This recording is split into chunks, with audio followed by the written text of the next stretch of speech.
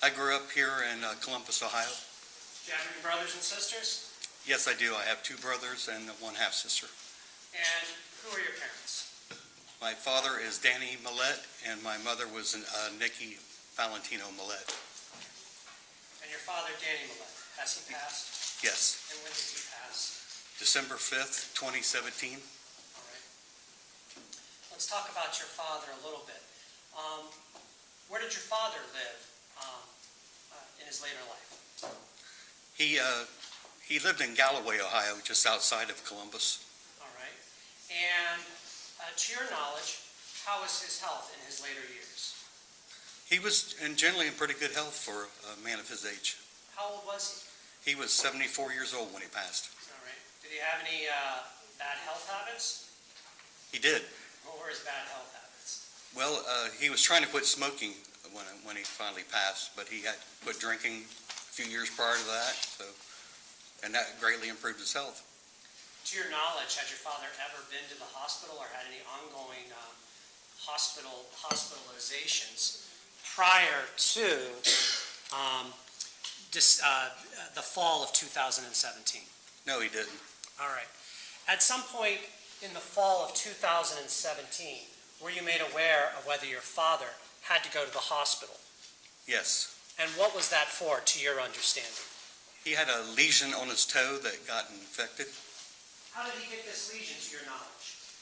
He told me he was walking in his living room and he stubbed his toe on the carpet and it split it open. All right. And so he stubbed his toe, it cut it open, and this is the lesion you're talking about? Yeah, it was just a small little cut. Did it heal? It wasn't healing very well. All right. What happened next, to your understanding, for purposes of your testimony today?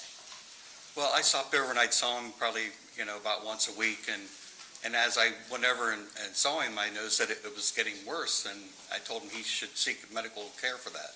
What happened next, to your understanding? He finally ended up going to one of I think it was the urgent care, and that's where he ended up getting some antibiotics for it, and it didn't improve after that, so he eventually went to the emergency room for that. All right. And do you know when he went to the emergency room for that, approximately? That was, I think it was early November Of 2017? 2017, yes. All right. Was this your first time, to your knowledge, was this the first time your dad had been to the hospital ever? Yes. Okay. So what happens during that hospital stay, to your knowledge?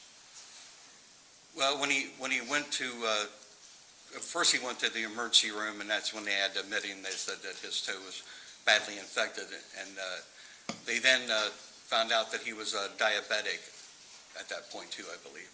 All right. What happened next? They scheduled him for surgery because at that point his toe had gotten a little gangrenous, and they were going to end up having to probably amputate his big toe on his right foot. What hospital is this at? This was at Mount Carmel West. All right. What happened next? When he got scheduled for the surgery, they found out that he didn't have any viable veins in his legs, so he had to get a stent, and I believe it was in his femur, so that he would have circulation prior to the surgery. And he had that operation done. Okay. Did he have his toe amputated? He did, and it ended up taking his big toe and the one next to it. All right. What happened next? This was probably around Thanksgiving of that year, so I would say it was the 24th or 25th that he had the surgery, and I went the day afterwards to visit him and bring him a home-cooked Thanksgiving meal, because I know the hospital food probably wasn't the best. So, had you ever worked at Mount Carmel yourself? I did. I was a housekeeping supervisor for Mount Carmel West for about 5 years. So you had a notion of what the hospital food was like? Yes, I did, from eating the cafeteria food there. Okay, so you bring your dad the home-cooked meal. What happened next? Well, he wasn't able to eat it because he was very lethargic and unresponsive for the most part. He would sit up, but he wasn't engaging us in conversation or anything. And I figured that was due to the medication that he was probably on. I'm sure he was in a lot of pain from having his toes removed. And while we were there, we got there just as the nurse was changing the bandage, and that's when we noticed that the poor state of the care that his foot had been in. It looked to me, it looked like it hadn't been changed since the surgery the day before. And at some point, she got down towards the last end of the wrapping, and she noticed that there wasn't a wound vac on it. What's, to your understanding, what's a wound vac? It's a device that removes any of the pus and drainage that comes off of the foot. And this is just your understanding of what the nurse explained you should have been there? Yeah, she said it should have been there immediately after the surgery. She then left to go get a technician to put that on, but she came back in about 15, 20 minutes and said that they were severely understaffed due to the holidays, and there was no one there to do that at that time. Do you remember what time of day this was? Yeah, this was probably about 4 o'clock in the afternoon, I believe we were there. Okay. What happened next with your father? The next time I saw him, they were preparing him for discharge. Excuse me. There's some water up there if you need it. Thank you. So I came to pick him up, and we were taking him to a nursing care facility, and it was also a rehab center. Do you recall approximately how many days after Thanksgiving this would have been? It was about 3 days afterwards. Okay, so your guy's not going home, he's going to a rehab facility?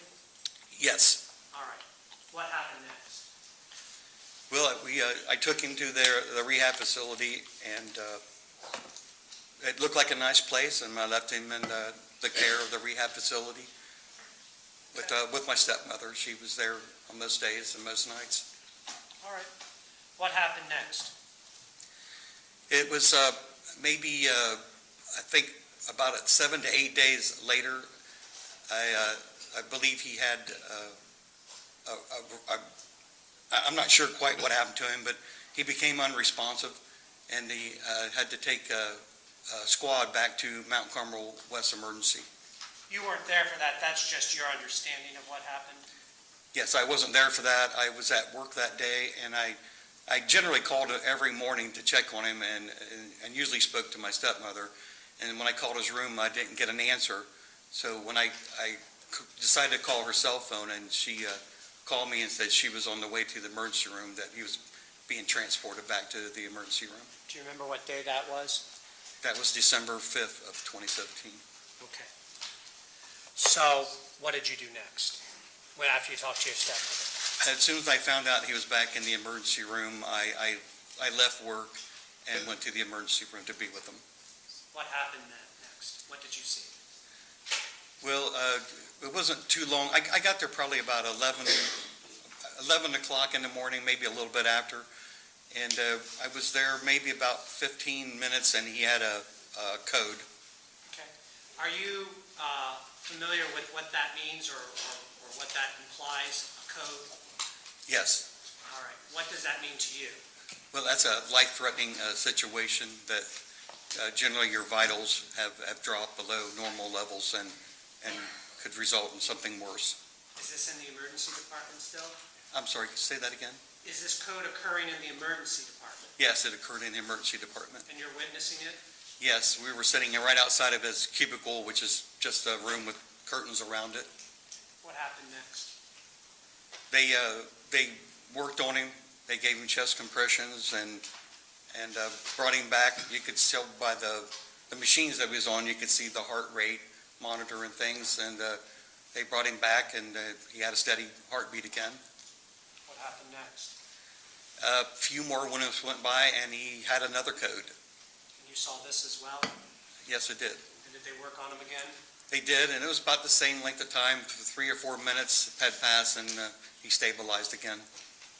What happened next? Well, eventually his condition got well enough to where they were able to transport him to the ICU. Okay. What happened next? Well, once we went up to the ICU, we weren't immediately allowed to go and see him. They had to prepare his room for him. And I believe it was the first shift doctor met us in the waiting room and just said that he was going to be taking care of my father, and we'd be able to go back pretty soon. Do you remember the name of that doctor? I think it was Dr. Duffy. Okay. All right. So where are you and who is with you, if any? Well, while I was in the waiting room, I began calling all the relatives that live close by, and like my brothers and sisters, and and let them know that Dad was, in the hospital and that he was in the ICU. And then people started to show up, and the call went out, the family tree, everybody started making phone calls, so more and more of our close relatives showed up. At some point, were you allowed to go back and see your dad once his room had been prepared? Yes. All right, what did you see? What happened next? Well, he was in the ICU, and he was hooked up to all kinds of different machines, and I believe he was intubated at that point. And what does that mean to you? That's when they stick a tube down inside of you that assists with your breathing. Okay. What happened next? He had another code up there, and it was a longer code. I believe it was 10 to 15 minutes that they worked on him, and they brought him back around again. Okay, so this is the third time you've witnessed your father. Yeah, that was the third code that I witnessed. Do you recall what time of day this might have been? I believe when they put him up in the ICU, it was around 2 o'clock, so this would have been between probably 2:30, 3 o'clock that he had the big code. Okay, so this is not a long time after you've been up there when he coded before. No, he hadn't been up there that long. What happened next? He stabilized, and we stood outside his room praying and talking with family, and playing the waiting game at that point to see how his condition was and how he was improving. Okay. How many family members do you think were able to get there? Well, we ended up having quite a large group there, so we weren't all permitted to be in the ICU at the same time. So cumulatively, I think there was probably 20 of us altogether, but probably only 10 at a time were allowed back in that area. Was it in your mind that your dad's condition was very serious? Yes, anybody that's in the ICU is serious. You understood that? Yes. Okay. What happens next? They had a shift change, and then the new crew came on. That was probably about 3:30, I think it was. All right. So not the night shift, but like an afternoon shift comes on? I'm not sure how they divided their shifts up, but it was a shift change because we got all different nurses and a new doctor. What happened next? That's when I met Dr. Husel, and he told me that he'd be taking over my father's care at that point. So you recall meeting Dr. Husel in the afternoon at a shift change? Yes. All right. What happened next? Well, my father was in the ICU, and he seemed to be resting peacefully. And Dr. Husel approached me and updated me with his condition. All right. Do you recall what time this might have been? Is this after he introduced you, or is this like? Yeah, this would be later on, so this was probably maybe around 5 o'clock. Okay.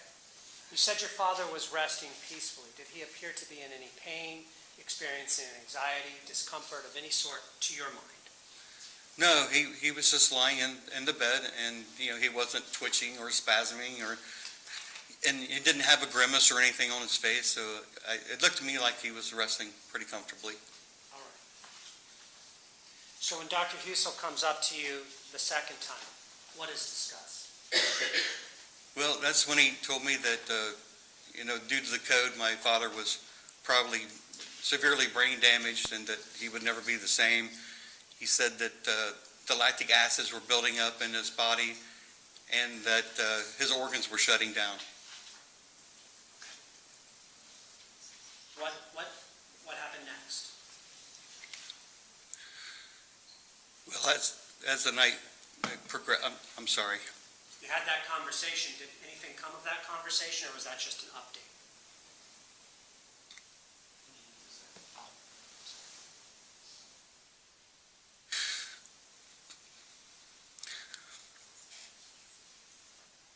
Can you repeat the question? Is there tissue up there, sir? There's tissues up here. My question is what happened next? After Dr. Husel told you that your father, your words were, is it possibly or probably severely brain damaged and would never be the same? No, The lactic acid? Your Honor, objection, that's not what the testimony was. what was your testimony regarding what Dr. Husel told you regarding your father's Okay, condition? so technical is a stance, a question then? Well, he asked what was my last question. What was the question again, please? What did Dr. Husel tell you during this update? I'm sorry, I'm a little hard of hearing. What did Dr. Husel tell you during this update? Again, he said that my father's organs were shutting down, the lactic acid was building up in his body, and that he was potentially brain damaged or dead. Okay. What happened next? As the situation never changed at that point, and he came to us later and he said we might want to consider removing him off of the ventilators. All right. And I want to be clear on this point. Had you, or to your knowledge, had anyone in your family approached anybody, Dr. Husel or anybody else in the ICU staff regarding a change of status of your father? I'm not sure who else he may have talked to. My focus again was on my father, so I wasn't really watching everything that he did.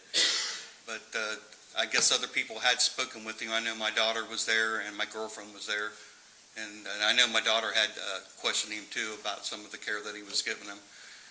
But later on in the evening, I'd say probably around 8 o'clock after Dr. Husel approached me, we had a family meeting to decide whether or not to remove him off of the machines.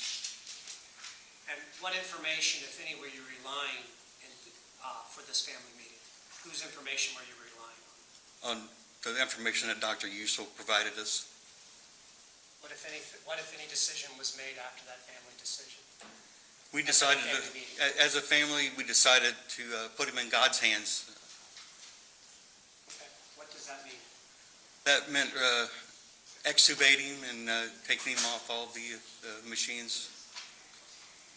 What happened next? It was about 9:30 or so.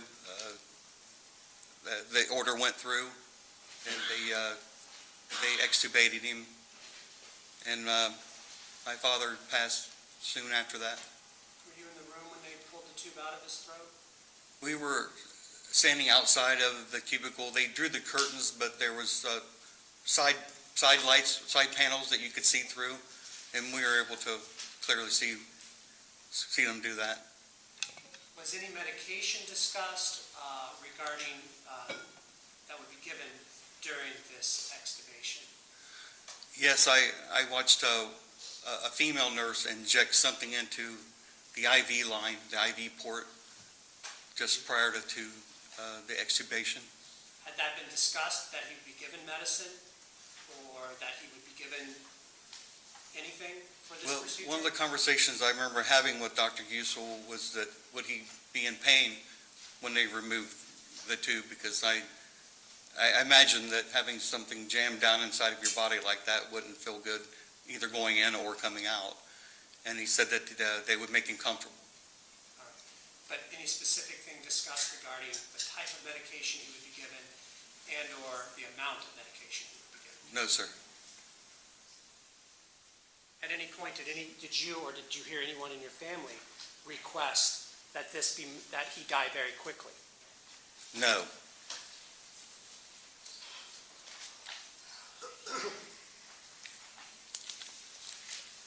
Do you recall if the nurse, when they were injecting your father with whatever it was they were injecting him with, was that before or after they had pulled the tube out? It was just before. Okay. So, at some point, did they pull the curtain back and allow the family to go back into your father's area? Yes, after they had removed all the sensors and extubated him and cleared the area, we were able to come and be bedside. What happened next? I was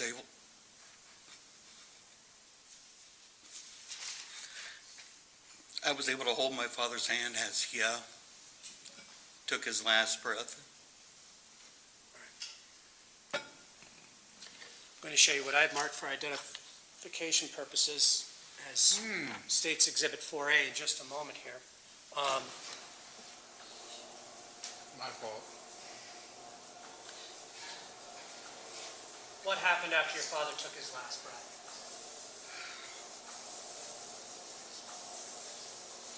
Well, as many as of us could get around the bed, held his hands and prayed for him. And my stepmother was beside herself. She was laying on his chest and sobbing uncontrollably, and that lasted for what seemed like, forever. And eventually we moved away from his body and stood outside of his room and prayed some more, and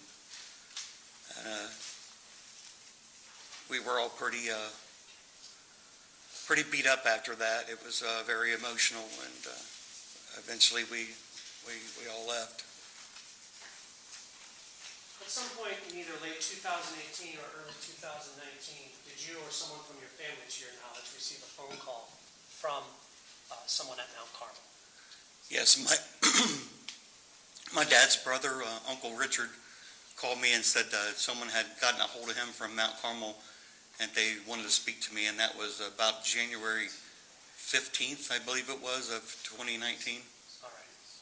And without telling us what that conversation was about, thereafter, did you or someone in your family obtain private counsel and initiate a civil suit against, regarding this matter? That actually wasn't until months later. Okay. Was it you? Did you file a civil suit, or is it somebody in your family? My stepmother. Your stepmother filed it. And is that litigation still pending to your knowledge? Yes, it is. All right. My final question for you, sir. This is on, if you turn it on.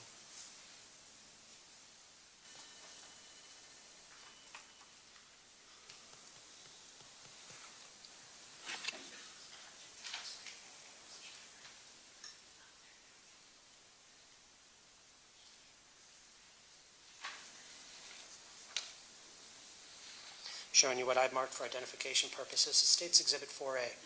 Can you identify who this is a photograph of? That's my father, Danny. Thank you. I have no further questions. Ms. Nash?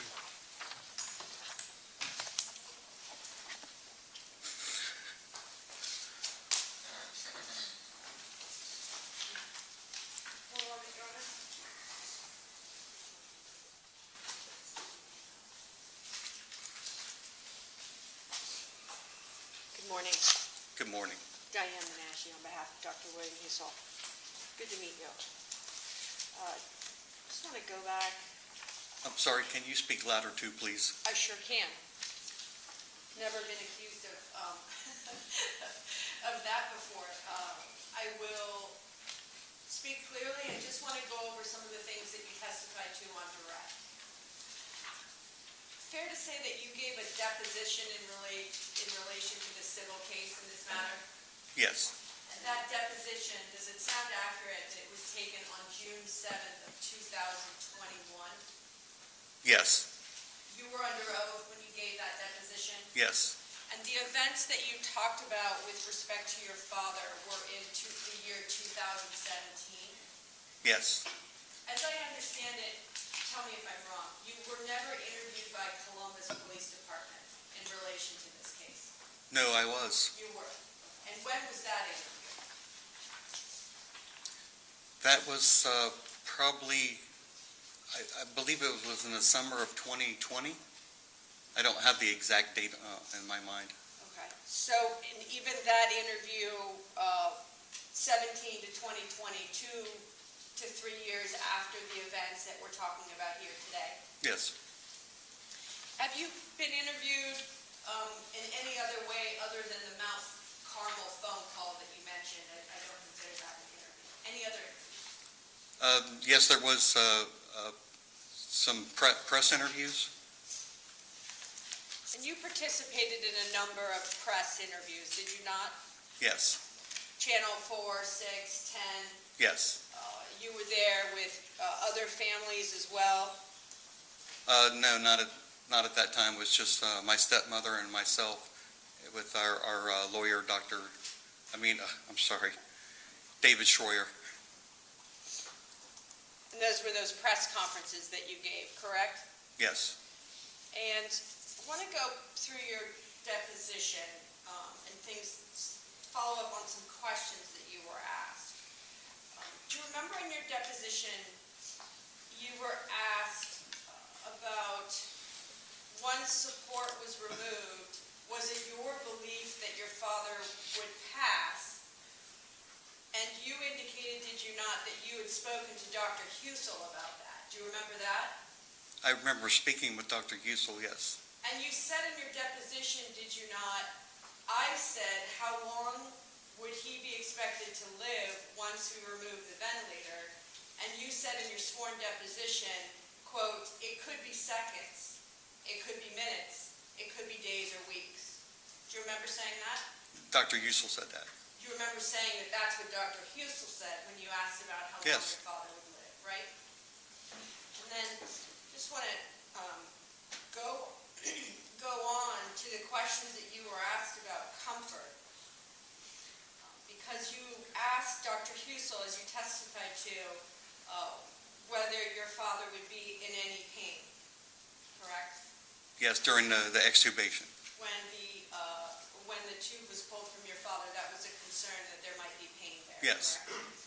And you answered in your deposition that you talked to Dr. Husel about that, and in his answer to that question is he indicated that they would provide him medication so that he would be comfortable. He just said they would make him comfortable. He didn't say how they were going to do that. Right, he just said, we'll make him comfortable. Yes. Would it surprise you to know that the nurse that gave your father comfort medication, or as I'm sure the state would point out, fentanyl, was actually a male nurse and not a female? I saw a female nurse inject something. I don't know what she put into his IV. Okay, and so I ask you this because fair to say that, and I see that you're emotional today, this was a very emotional time for your family, right? Yes. And you had just witnessed your father have, I think you saw 2 of the 6 codes that day, is that right? I saw a total of 3 codes. So you saw 3 times your father coding, and then efforts being made by nurses and doctors to bring him back to life, to resuscitate him. Yes. And those efforts you saw, I know you mentioned, you saw CPR being given to your father Yes. by male nurses? It was numerous. Well, I assume they were nurses. Numerous people, right? Yes. We're giving your father chest compressions over a period of 1, 2, 3, 4, 5, 6, 7, 8, 9 minutes, right? Upwards of that. And you. And Yeah, the longest one was, like I said, probably 10 to 15 minutes at the most. And they were just working on your father, trying to bring him back to life. Yes. And I know, and I only ask you these questions because I have to, and I hope you know that. But so you saw 3 of the 6 codes. You were asked on direct about codes and what they mean to you. I know you worked in a hospital, not as a doctor or a nurse, but you're sort of familiar with that general setting. A code, I assume you know, is when someone's heart actually stops working, right? They have an arrest. I don't know all of what a code means, but yeah, that could be part of it. And when you saw CPR being done on your father for those prolonged periods of time, I'm assuming you knew then that those were efforts to get your father's heart to work so that he could breathe. I didn't know if it was actually his heart or just his breathing. Okay. Certainly you knew that it was a dire situation when you're seeing all those. Oh, yes, whenever they call it, I believe it's called a code blue. And I remember in your deposition you talked about just how many people were there during those codes trying to help your father, right? In the room. There was quite a bit on the last code. Tell me, upwards of 10 people in the room working on Yeah, your father. that occurred right about their shift change, and I think that's why there were so many staff on hand at that point. And the codes, the 3 witnessed, and all the codes that you know about that your father experienced, those were all on the emergency room floor, is that right? 2 of them were the emergency room floor, and the last one was an ICU. When he was upstairs in the 4th floor? Yes. So I want to go back through, if we could, just talking about the conditions that you mentioned about your father. when he had the toe amputation, he was in Mount Carmel West for a 2-week period, was he not? Yes, Because it wasn't just the toe amputation, he also had the bypass in his leg, correct? yes, they said they put a stent in. So the leg had to be cut open and a stent was put in there so that the blood would flow. Is that how you understand? That's my understanding. And then after that 2-week stay, I believe you testified that you were the one that took him to the rehab facility because he wasn't able to go straight home. Correct. In addition to his smoking history, you know that he had aortic stenosis. No, Did you know that he had carotid arteries? no, I wasn't aware of any medical conditions that he had prior to going to Mount Carmel. You didn't know about his history of having a stroke or the fact that he had diabetes? Did you know about either of those things? No, none of that was apparent. And obviously, you weren't living with your father at this. I wasn't living with him, but I saw him at least once a week. And certainly, you wouldn't have any reason to disagree with the medical conditions or his medical history as it was in his electronic medical record, right? No, the only medical condition I ever talked to him about was he seemed to be getting glaucoma, and I think it was his left eye. Well, let's talk about on the 29th and 30th. Fair to say that you had an opportunity to see your dad on those days. He had been hallucinating, had he not? When he was in the Meadow Grove Nursing Care Facility. Yes. So in between the 2-week stay that was the multiple surgeries and when he was at the rehab, you noticed that he was hallucinating, did you not? Well, when he was at Mount Carmel, he was pretty unresponsive, so I wasn't able to assess anything from him. But it wasn't until he got into the nursing facility that he was able to actually set up and talk a little bit. And that's when he told me that, well, my stepmother told me that he had saw cats outside the window, and there were no cats. But he was a cat lover, so that kind of made sense to me, but there was no cats. And you had those conversations with your stepmother about your father's condition when he was in the rehab facility before the last time he went to Mount Carmel West. Is that right? Can you repeat that question? Sure. The hallucinations, those were in the rehab facility before the last time he went to Mount Carmel West. Yes, the rehab facility. You mentioned what Dr. Husel told you about his condition. And I Yes. know that today, on direct, you use the word brain dead, the word, right? Yeah, he said it was brain damage from the lack of oxygen from the codes that he had, and that he was potentially, brain dead. And I'm assuming, have you watched some of this trial, sir? I haven't watched any of it. I'm assuming that you would agree with me that memory doesn't get better with time. Mine doesn't. So let's go back to your deposition in 2021, when you were asked about the conversation with Dr. Husel. Fair to say, in 2021, you indicated Dr. Husel approached me and said that my father's vitals were good and that he was most likely, has brain damage, and his organs were shutting down, and he would never be himself again because of the lack of oxygen from all the codes. Do you remember that? It's something to that effect. I don't know verbatim, but that's the general gist of it. And certainly, while Dr. Husel wasn't present on the day shift when the codes were happening, that's accurate information that your father had multiple codes, right? Yes, he had multiple codes. And you knew at that point that his organs were shutting down, did you not? No, I did not know that. So tell me, and I know you were asked about your deposition, but have you had a chance to think back about whether you were present for the conversation that Dr. Duffy had with your family, or do you still believe you weren't present for that? I remember meeting Dr. Duffy, but I don't remember him, other than saying that he was stable. I don't remember any other conversation regarding his health care. So the conversation, and Dr. Duffy was, do you remember, was an ICU doctor Yes, he was in the ICU. in the day shift? Yes, And so any conversation where Dr. Duffy would have spoken to the family, which included the two brothers, do you have one brother? I have two brothers, but the one lives out of state. Okay, so it was just you and your brother there and your sister, I believe. Yes, So a note from Dr. Duffy that he spoke with the two sons and the daughter and the wife and indicated that the Your patient... Honor, I would object to anything Dr. Duff being read out in the record like this, and it's hearsay. I'm asking him anything that would indicate that would be not true. I'll permit it. So, a note indicating that a conversation took place with those individuals and Dr. Duffy, and it was communicated to the family that your father was unlikely to survive.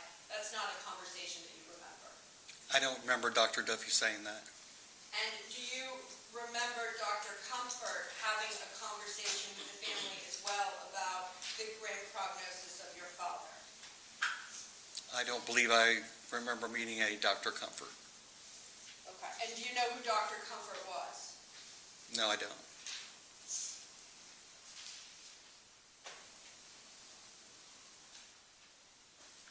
Do you remember in your conversation with Dr. Husel sharing with him a personal story about you and/or your family having witnessed a bad experience with your grandfather's passing? My grandfather? Yes. Well, both my grandfathers passed away at Mount Carmel West. Do you remember sharing that with Dr. Husel? I don't. And you worked at Mount Carmel West for a I period did. of time? And I know we're talking generally about 2 hospital stays here, the 2 weeks and then the final admission. Focusing on the 2-week stay, as I listened to your direct testimony and read your deposition, you did not think the care that was given to your father during that 2 weeks was the care it should have been. Is that fair to say? That's correct. And certainly that first 2-week admission, the toe and the bypass surgery, Dr. Husel was not involved in any way in the case. I don't believe he was. Was your brother in ICU during that 2-week time? My brother? I'm sorry, your father, sorry. Not during the 2 weeks, no. He was just in the general operating room when he was having the toe and the bypass, right? Yeah, he was in the regular patient rooms. I believe he was on 7 Tower. Wanted just a few more questions about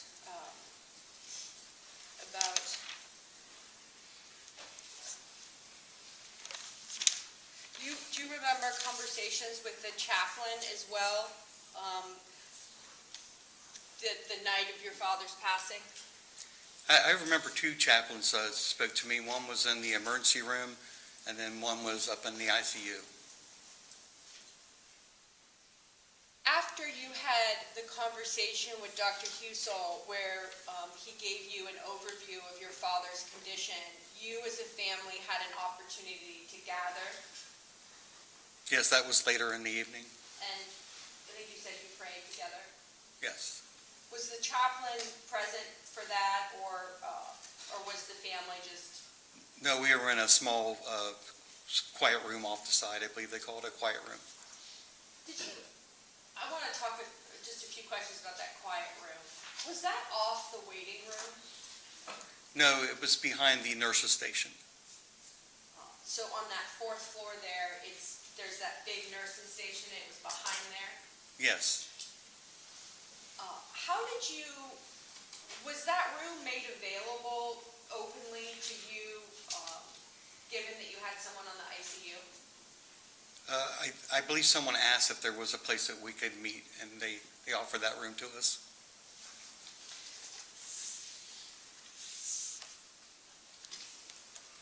Was the door, I'm sorry. And just a few more questions with respect to your family. I remember in the deposition that you talked about the decision that was made to palliatively extubate your father was a decision that was made by, quote, the family. Do you remember saying that? Yes, And that your mother and your family was clear that your father would not want to be on a ventilator. we believe that he would not want to live long-term on a ventilator. And do you remember indicating that was in your deposition, that was unanimous, that everyone in the family agreed that your father would not want to live like that? It wasn't unanimous at first. There was a few of us that were a little reserved about that because we kind of felt like it was a little hasty, that Dr. Husel was kind of making that decision a little too soon for us. But the consensus was generally that my father wouldn't want to live, again, long-term on any type of machines. And that's when we decided to put him in God's hands. And you said hasty. You never said that in your deposition, right? That Dr. Husel was being hasty with the decision, right? I must not have been asked. In terms of what you weren't asked then, let me ask you this. You know that the only person that can make the decision with respect to a palliative extubation is the next of kin or the durable power of attorney, right? I'm not sure how that works, but it sounds like probably the doctor would want our advice on that. Well, you gave the change in status, right? And the families. Yeah, I mean, I don't think I had the legal authority. I think that fell to my stepmother, since she was, his wife. And so the authority wasn't with you then? No, it wasn't with me. The lawsuit that was filed, that's still pending? Yes. I know you indicated it seems to be that you, in some senses, a doctor tells you something and then you trust the doctor unless you have information otherwise. Is that fair to say? Yeah, generally I believe what a doctor tells me. So I want to go to the phone call that Mount Carmel made to you. Okay? Do you remember that call with Dr. Brady, do you not? Yes. First I was contacted by Gina Mathias, which was, I guess, the patient liaison, and she set up the conversation with Dr. Brady. And assuming at that point when Gina sets up the call, that's a call that you remember fairly clearly. With Dr. Brady, yes. And so, just talking about information and its accuracy, isn't it true that you were given information that your father received 8,000 micrograms of fentanyl? Yes, Dr. Brady is the one that told me he was overdosed with 1,000 milligrams of fentanyl. No, it wasn't 1,000, sir. Remember in your deposition when you said it was 8,000? It was 1,000. Let me get to it just a second here. Page 32.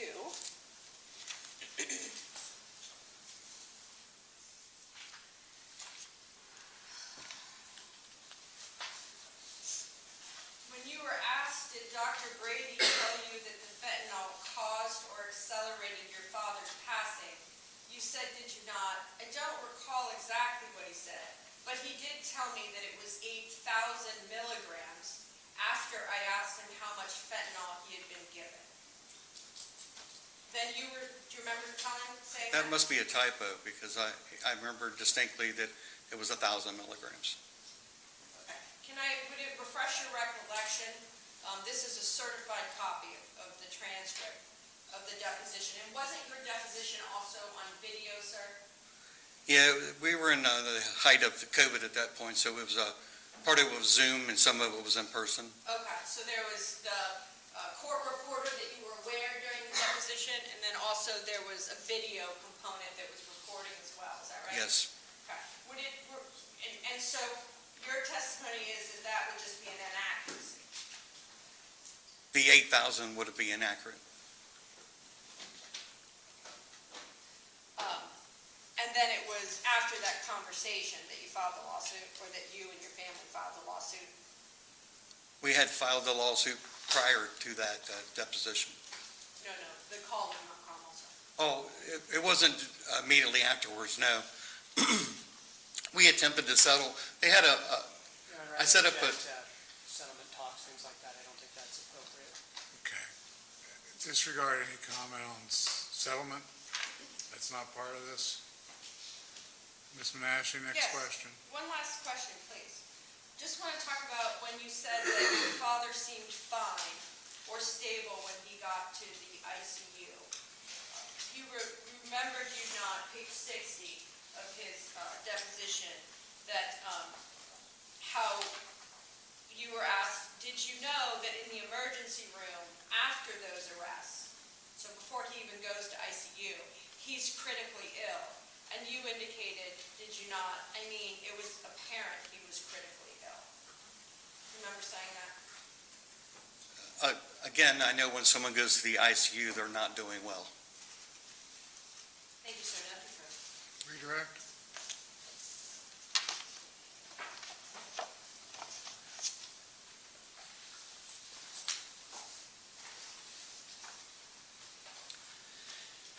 Do you recall just being asked about asking Dr. Husel, is he going to be in any pain? Do you remember that question? Yes. Just now. Had your father, up to that point, to you or to anyone that you saw, did your father appear to be in any type of pain prior to the extubation? No. Did he appear to be experiencing any anxiety at all? No, and judging from the monitors, like I said, it looked like he was stable.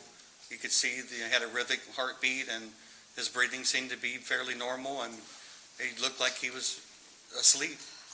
Did you or did anybody, to your knowledge in the family there, ask anybody there to give him any type of pain medication or anxiety medication? No one did that. Thank you, I have nothing further. Okay, you may step down.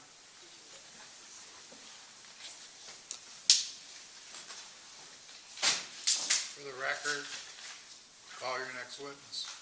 For the record, Your Honor, the state of Ohio rests subject to the admission of our exhibits. Okay. Ladies and gentlemen, as I explained to you yesterday, I've got some judge things to do. Okay, so I'm going to give you the rest of the day off. We're going to get started at 9 o'clock in the morning with the testimony. And with that, remember the admonition, 9 o'clock tomorrow morning. All rise. Have a good afternoon, ladies and gentlemen.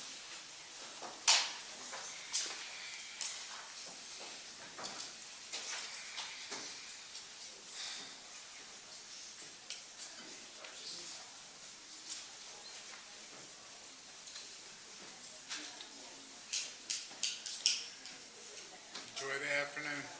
Thank you. Thank you.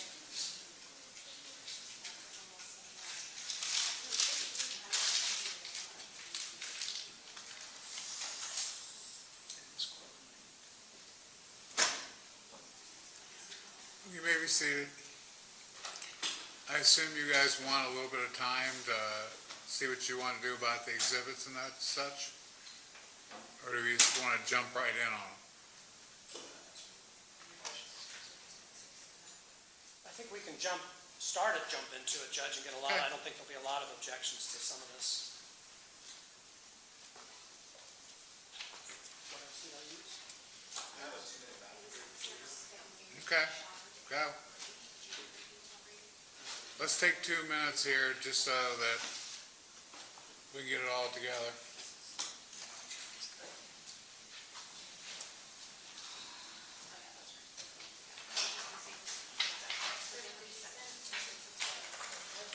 Jeff, you want to come up?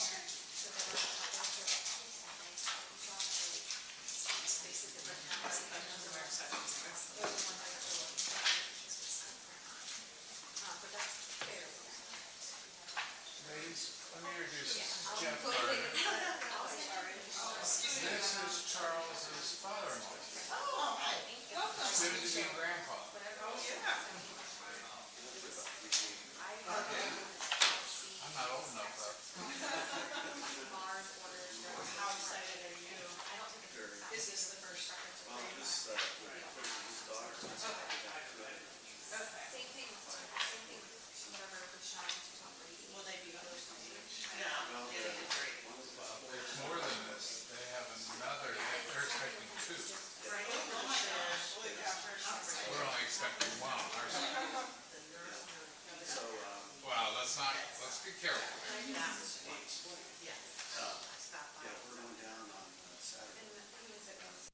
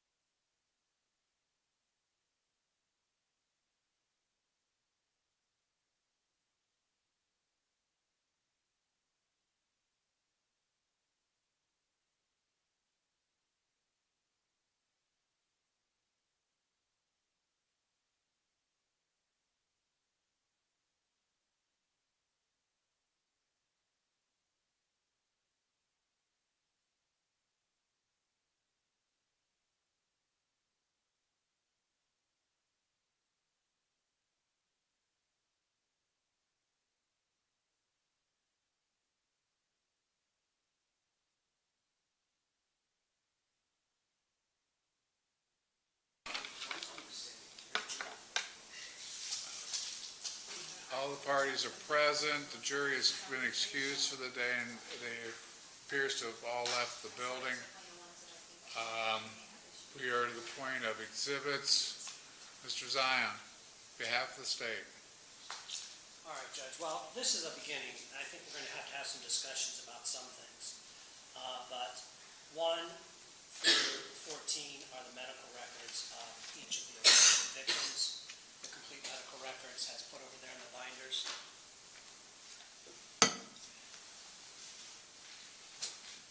Any objection to the medical records, 1 through 14? No, Your Honor, we've stipulated to the entirety of the medical records. I mean, this exhibits one. Okay, they will come in I'm now. sorry, wait a second, wait. You're gonna need to speak up and slow down just a little bit, but I can't see you, so I was having trouble hearing you, so could you repeat that, please? Of course.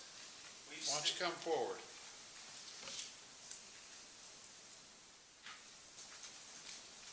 stipulated to the admission of the entirety of the medical records, which would be exhibits 1 through 14, Your Honor, as joint exhibits. Okay. So they'll be admitted accordingly and sent back.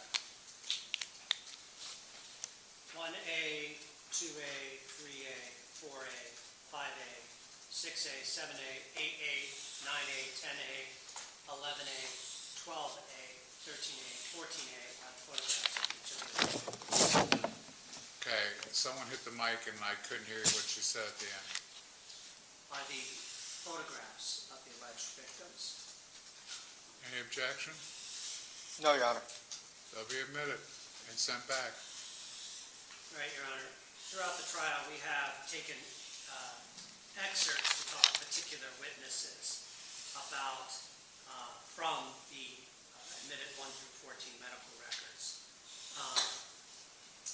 That we would like to have admitted as separate packets in conjunction with that, since they were talked about, particularly identified on the record.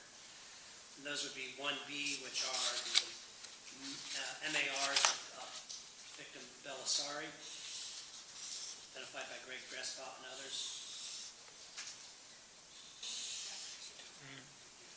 To expedite things, Your Honor, as long as they are portions of the medical records, we have no objection, because we intend as well to introduce as our exhibits portions that we've referenced in our cross and potentially in our case in chief, the portions of those same medical records.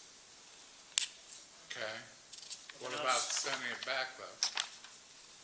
Are we giving special emphasis to particular parts of the record when they already have it? Or is that what everybody wants done here?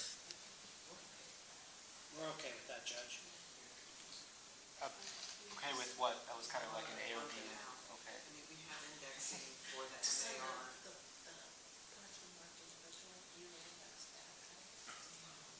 I don't see any issue with that, Your Honor. Okay. The medical records are fairly voluminous, so I don't think either side has any issues with the portions that we've highlighted being individually reflected in individual exhibits. I don't have any independent knowledge, but watching, I think there is some concern with the jury about the volume of records there. They've had that tray in front of them the whole time. Maybe it will benefit them. Okay? Okay. Next. They're going to omit the portion. Like all these exhibits we have marked as subsections of the medical records. Are they going back to the jury? Yes, that's what we decided. What about that book?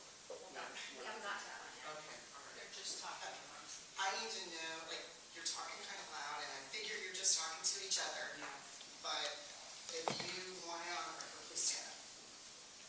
Well, then I will read what we have here from the state's point of view. 1B are the Belisari MIRs. 1C are progress notes on Belisari. 1D are Ralston's note on Belisari. 1E is the packet that was used with Nurse Springer on Belisari. 1F is the packet of Belisari records, which contain the progress notes of the DNR. 2B is the MARs of Hayes. 2C is the packet of medical records used with Hagris on Hayes. 2D is the packet of medical records used with Ralston, which contains the Ralston consultation notes under Hayes. 2E is the packet of information, medical records used with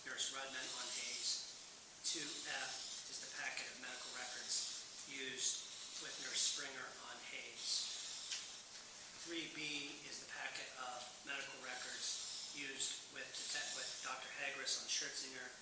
3C is the packet of medical records used with Nurse Rudman on Schertzinger. 3D is the packet of information that contains the Schertzinger progress notes and the DNR. 3E is strange.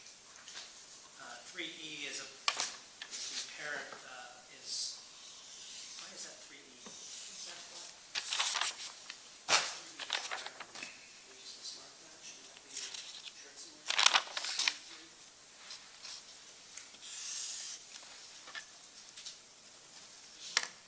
What's the idea? Yes, that should be, it's missing, so it should be sure. Yep.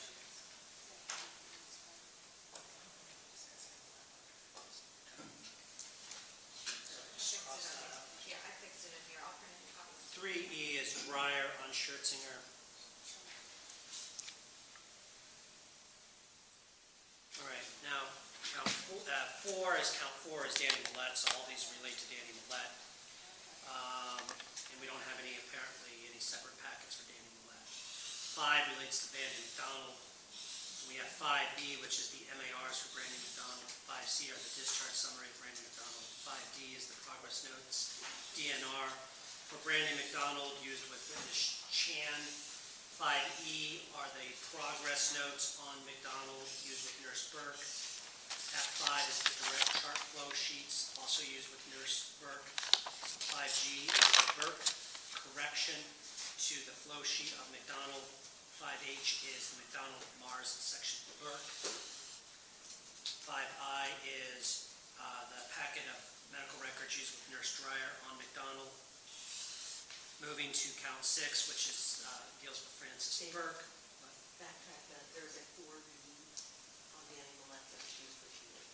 Those are just excerpts. And before we move on, Judge, there is a 4B, which is a packet of medical records from the Millette file that was used with Dr. Ely.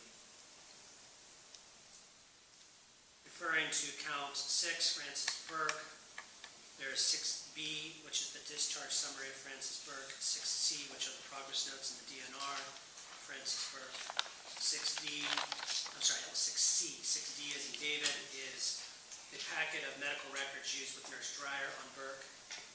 Moving on to count 7, Jeremy Sue Hodge. 7B is the discharge summary and the history and physical for Jeremy Hodge. 7C is the Mars for Ms. Hodge. 7D is the packet of information, medical records used with Dr. Ely on Hodge. 7E is the packet of medical records used with Nurse Dreyer on Hodge. Going to count 8, James Allen. 8B are the medical records from Allen's record used with Dr. Hagris. 8C are the medical records used with Dr. Ralston for Mr. Allen. 8D is the packet of information used with Nurse Springer on Allen. It contains the discharge summary and med orders. 8E is the packet of information used with Dr. Ely on Allen. 8F is the packet of information used with Nurse Dreyer on Allen. Moving on to count 9, which is Troy Allison. 9B is the packet of medical records used with Dr. Ely on Allison. Moving on to count 10, which are the medical records of Bonnie Austin, or deals with the count 10 deals with Miss Austin. 10B are the MARs for Bonnie Austin. 10C is the discharge summary for Bonnie Austin. 10E is the packet of medical records from Bonnie Austin that were used with Dr. Ely. Count 11, James Timmons. 11B is the MARs for James Timmons. 11C is the Ralston consultation note on Timmons. Moving on to count 12. There's, for 12, there is no 12C, but that's the one we weren't sure of what it was, Okay. so we do not have one. Is there something else before I move on?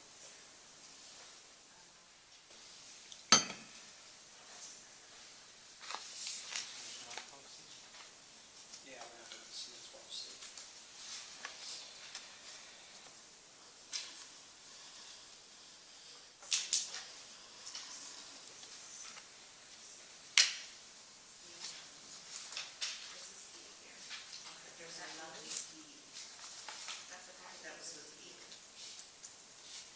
11D are the packet of medical records for James Timmons that were used with Dr. Ely. Moving on to account 12, Sandra Castle. There is 12B, which is the packet of medical records used with Dr. Hagris on Castle, and that is all. There was a 12C identified with Nurse Richard. That was my witness. I apparently did not keep those in any particular order, so we're not going to use that, Judge. We're just going to not submit 12C at this point, which, for the record, was just a packet of information that was described to her while we were doing it. But count 13, Rebecca Walls. We have 13B, which are the MARs of Rebecca Walls. 13C, which is Heather, the packet of medical records of Walls that were used with Dr. Hagris. 13D, which is the packet of medical records from Ms. Walls' file used with Dr. Ely. 13E, which are the Walls records that were used with Nurse Blair. Moving on to count 14, Melissa Penix. We have 14B, which are the medical records of Melissa Penix from primary care. No, we're not submitting those. I'm sorry, Your Honor. That was, no, not using, are we using 14B or are we submitting that? I don't think anybody's using that, no. So for the record, we've marked 14B as the medical records of Melissa Penix from her primary care physician, Dr. Runsner. I don't believe these were ever identified and they were not stipulated to, so those will not be submitted for the record. We have 14C, D, E, and F, which are the photos of Melissa Penix's medicine bottles and bills. I believe there might be some information from the defense on that, whether they're willing to agree to that. We are objecting to the pill bottles, Your Honor, for obvious reasons. First, Help me understand. what was given to us in about, I believe it was early February, were photos of the pill bottles. Then, what happened on the stand was that a physical pill bottle was then manipulated on the stand by the witness after claiming it was the same thing that are in those pictures. Because of the issues with this witness having clearly manipulated the evidence on the stand and the photos purporting to represent this bottle, we are objecting to anything referencing that bottle going back to the jury. It has no relevance in this case because the simple truth is that the medical records for Ms. Penix indicate something different.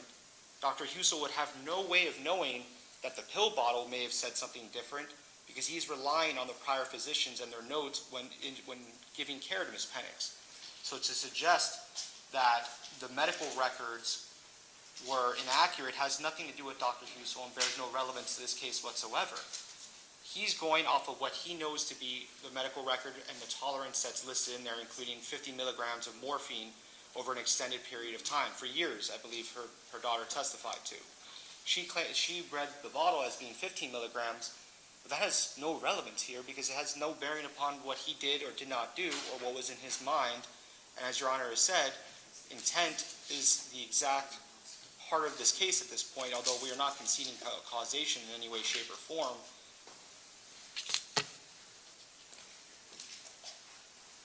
Also, the photos are missing the bottom of the bottle. They're not accurate and complete photos of the entirety of the bottle.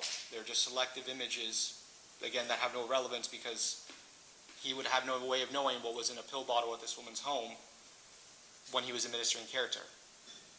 And the record is clear that it said 50 in the medical records prior to Dr. Husel treating her. Mr. Zahn? Well, Your Honor, examination of Phoenix's records show that it's listed both ways. It's 50 and then they corrected it to 15. That is further corroboration that the correction needed to be done. Ms. Phoenix's daughter's testimony is further corroboration that she was not on 50 but rather 15 milligrams of morphine twice a day as needed. And the photographs were identified by this witness as they're inaccurate. The pill bottle also does that. I mean, all the things he mentioned go to weight, not admissibility. Relevancy is very clear here. This is about his dosing at the time of palliative extubation. It's about the dosing he prescribed and how appropriate it was based on the patient's medical condition. So it's clearly relevant. The pill bottle and the pictures are both probative of what the truth was in this case. And, everything you mentioned, like I said, it goes to weight. Those are things for final argument. It does not mean that any of that evidence is inadmissible, Your Honor. They can argue all of that, but Your Honor, it comes down to two things. And, Your Honor, just to be clear, both sides do have the actual medical records. That's 14B, which showed that that's actually the truth of what this was. Remember, she brought it up on a sidebar and said, Judge, this is what it was. She cross-examined her on it, actually. And we have the medical records, and this was done every month, right? Right, yeah, you met her mom, and she had those medical records. So it's the truth of what happened here, and it is relevant in that it goes to the accuracy of Ms. Phoenix's medical condition at the time of her admission and at the time of her death. Thank you. Is there a correction in the record? The records are corrected later on, but they reflect, is that what you're talking about? No, what I'm saying is, you say Dr. Husel's reliance, okay? Is there just 50 in the records, or is there 50 and 15? To my knowledge, there's 50, Your Honor. I could stand corrected, but regardless, Well, it's kind of important here. the heart of this issue, Your Honor, Let's is get it out. If I could be permitted to speak, I could probably straighten this out. I think we need to get the record. Okay, I agree, the records are important. okay, my rule is usually when the jury is present, or we're sidebar. This is an important process. If you have interjections, I don't mind it from either side. May I address the issue, Your Honor? Yeah, go ahead. Okay, thank you. What happened, there's an inference in the medical records that at a later point, they realized that the true amount was 15 milligrams. And what happened is the hospital changed her daily medication regimen in the medical records to 15 milligrams BID rather than the 50. So at the front of the medical record, it says home meds, 50 milligrams. And then later on in the hospital medications that she's being given, it says 15. And I think the fair inference there is that 15 was appropriate, not the 50. But both amounts are in the medical records at different points. It's just an issue for argument at some point. But both would have been available to the defendant when he was making whatever decisions.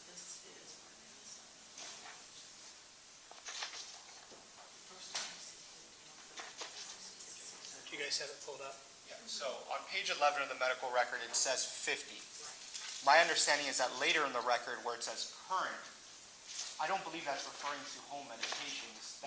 That's referring to the medication she was given in the hospital is what my understanding. The patient was taking medication with the following details at home. Like your comment at home.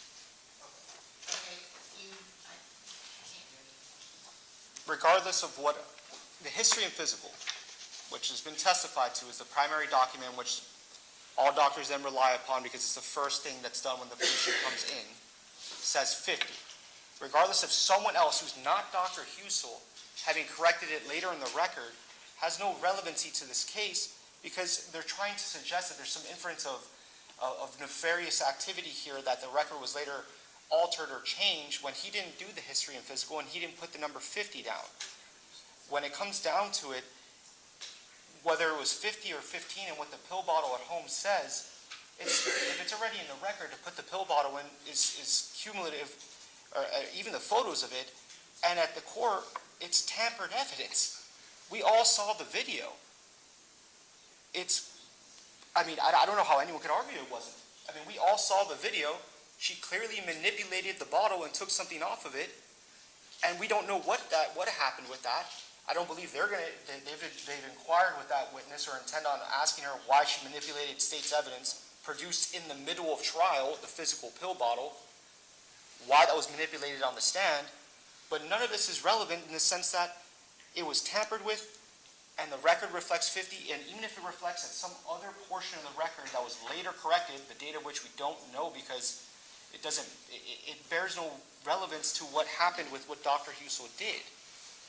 If his understanding is that she was on a large dosage of morphine at home for a period of time, that's his understanding, and whether the record reflects two different numbers, submitting a pill bottle or photos of it gives the wrong inference to the jury that he was responsible for that clarification error in the medical records, and he had no part in that. It has no relevance to any element in this case. It doesn't move the ball one way or another at all. And it was clearly tampered with. Okay. As to the tampering aspect, if you look at the pictures and what's on the bottle, they stay consistent. She clearly pulled something off that bottle. Okay, as you watch the photograph, I did not see it when it occurred. I could not address it. Okay, she clearly pulls something off and puts it down. But what you look at the front of that bottle now and the picture, they are consistent. I don't know what she pulled off, but clearly it's something to talk about. Now, it goes to the next issue about, you talk about reliance, or the argument of reliance. If we have two numbers within the records, whether it's at the history or any part throughout, all those records were available to the doctor. Now, whether he relied upon any or all of them, that's something that's different here, okay? It may go to the dosage, it may not, okay? I just think that they have to pick between which one they want. I don't have a problem with one of them going. Okay, but I don't want to go two. So they can pick their poison on this and decide which one they go. But I think it's a fair comment since the medical records have two different renditions in them. So that'll be my ruling. They can pick one or the other. Which do you guys want? The photos, Your Honor. Okay. And for the record, those were provided in January of this year. Yeah, we also don't know what she did or did with the bottle before she took the pictures and gave them to the state, considering she manipulated it on the stand. And now we're supposed to trust the veracity of pictures that this woman took at home. And there's no chain of custody regarding any of that. She just took pictures and gave them to the state, so she could have done anything she wanted to the bottle, because there's clearly something circled on it and there's writing on the bottle. So she, for all intents and purposes, if not presumably clearly manipulated the bottle, gave the photos of whatever she intended to give to the state based off their request of it. But how could the state be given a choice as to one or the other when the medical record's already coming in? Essentially, they're getting their cake and eating it too, because the entirety of the medical record, including both of those numbers, is already coming into evidence. So now they're getting the photo on top of it as with a choice of one or the other. They already got the first, now they're getting the other. So they didn't get a choice, they essentially just got whatever they wanted at that point, because the medical record's already coming in, including both those numbers. So I don't understand how they were given a choice when the first option was already being put into evidence. Are we now suggesting that Ms. Penix's medical records are not coming into evidence? No, you've already stipulated the medical records. So then what is the options that was just provided to the state, Your Honor, for clarity of the records, so I can understand? Well, you have two different numbers within that set of records. Agreed? Yes. Okay? Don't they, since they have the burden of proof, have the right to show which one was appropriate? It doesn't reflect upon your doctor, because we don't have any reliance on these documents yet in any testimony that he relied at the time. You can make assumptions, I guess, okay? But I think they're well within their rights to have a choice between the two. So that's my ruling. I'll note your objection. I'm not arguing against the ruling, Your Honor, I just want to understand it. So, Okay. with their burden, they then can choose either the 15 in the medical record to accentuate in closing, or the use of the pill bottle, but not both. Is that what Your Honor is ruling? They can allude there's a conflict there and that they found out that this was the end result. I think that's fair within the confines here. Okay? But Whether or not the doctor relied upon any of those numbers, there's no evidence on that anywhere in the record. So it goes back to the comment. What are the inferences are they going to draw? I think it's well within their right to submit evidence that shows one number is more correct than another. How it affects their case, that's something for the jury in their interaction. So that was my ruling.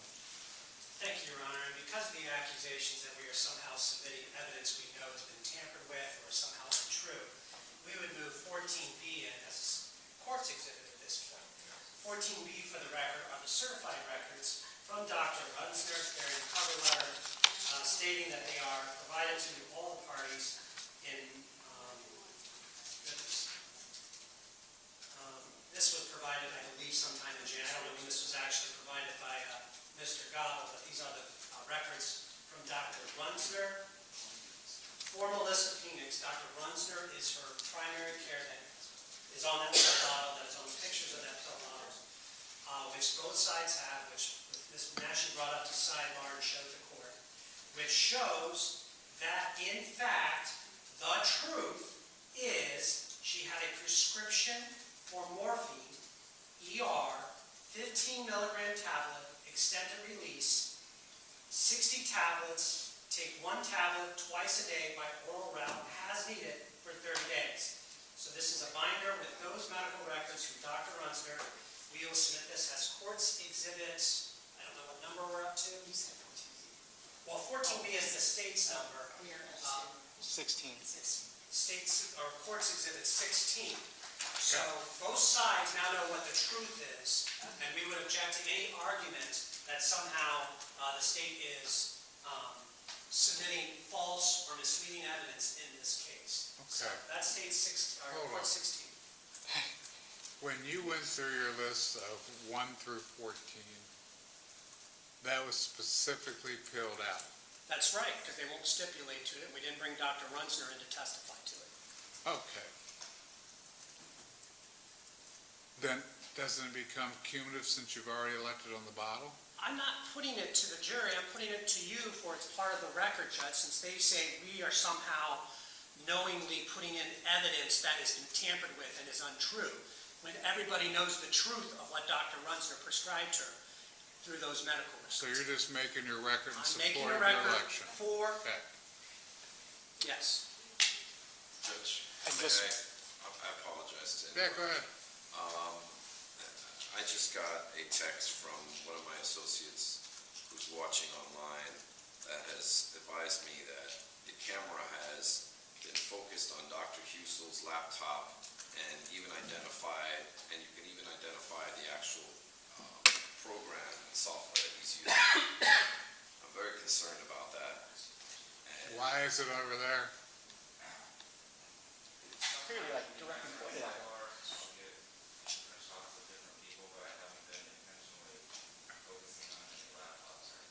Let's bring it over this way. This is where the action's at. Okay?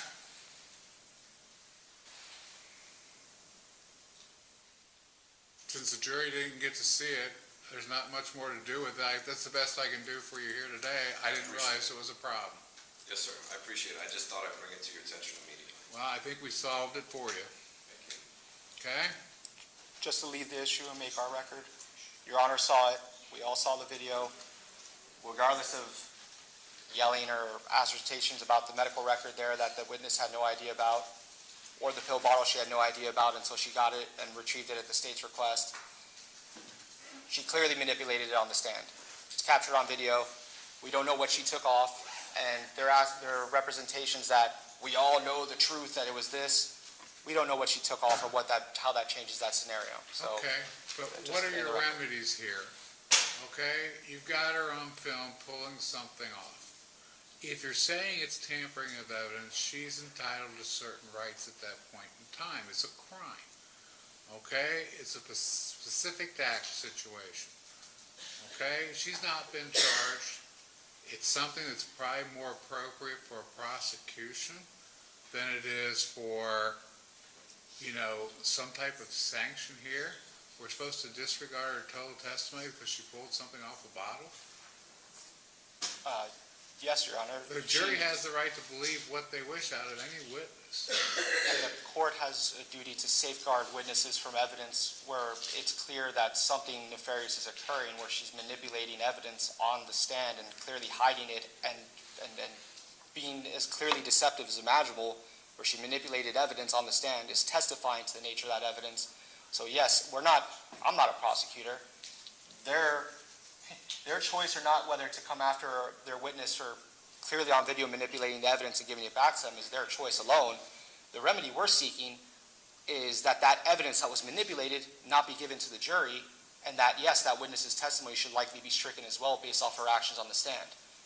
Where it can be spoken about later about the ridiculous contradictions that were made between her and other state witnesses that were called, but to see her manipulate evidence on video calls into question everything she said, and it calls into, at a bare minimum, the admissibility of that evidence. Okay, if it's consistent with the other medical records, isn't it reliable? We don't Pill know. bottle. We don't know what else is, what she did to that bottle or what it said. The doctor or the pharmacist could have increased the dose. There could have been something else there that we don't know, and because we don't know, it's not reliable or accurate because it cannot be said to be accurate because she manipulated it in an unknown way.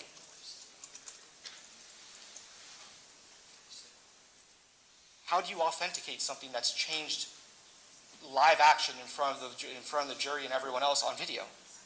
Oh, it's accurate now that I changed it. We don't know we don't know how it is, or even if it's remotely reliable because of that.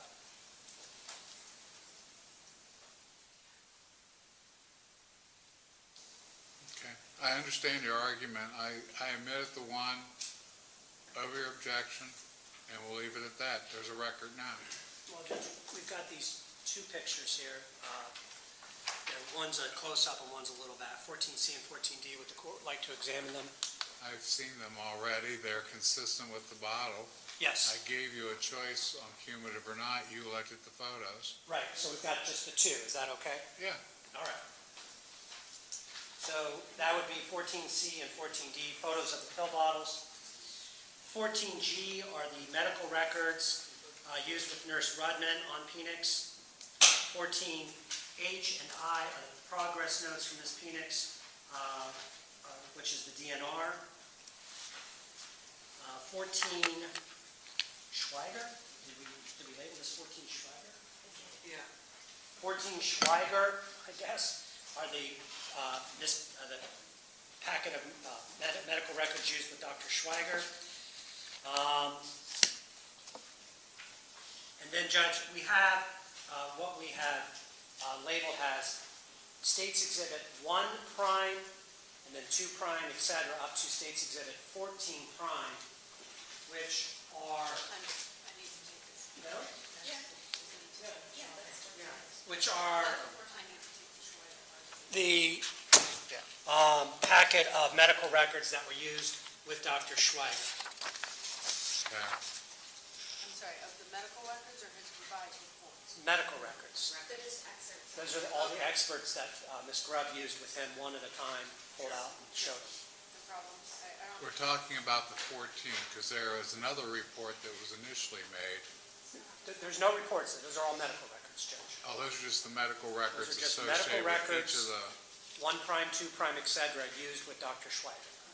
Is that correct? It's pain scoring and medication orders. Would like to- Okay, so we're not talking about Schweiger's reports, we're just No. talking about the medical used during his interview. We need to take the tabs out. Okay, we can take the tabs out. All the tabs need to come out. Even the ones that say the names Um, of the victim, of the alleged victims?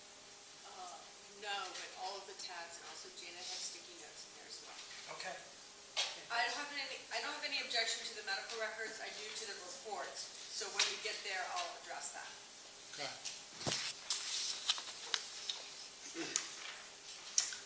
Then we've got 15A through Z, and then 15AA, 15BB, because we had more than the letters, so.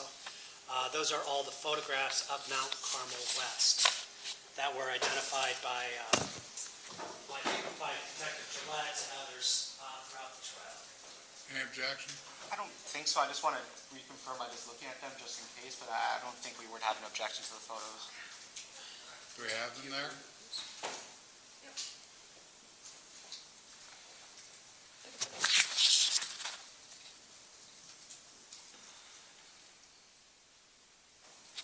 Not submitting A because it's just the photo card, but I'll take that out, but if you can, you want to flip through, these are all the things.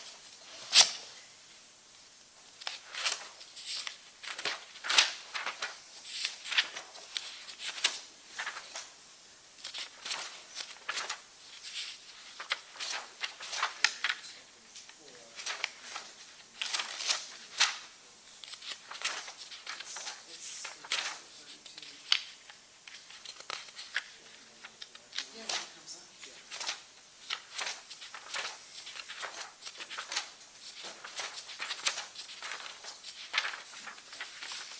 Yeah, there's no objection, Your Honor, to the photo, any of the photos. Okay, I'm back.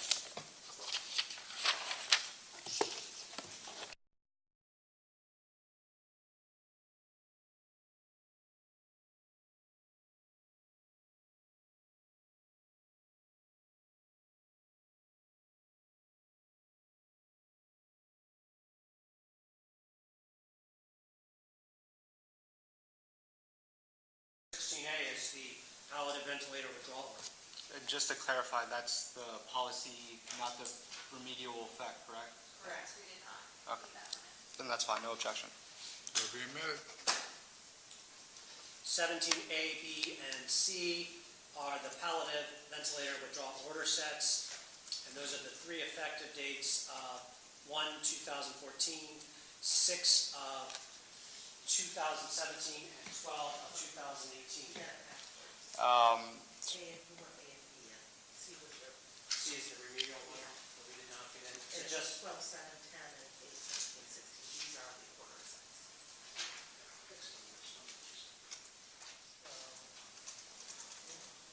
there, so just using 16 A and B. Yep, And then what are they?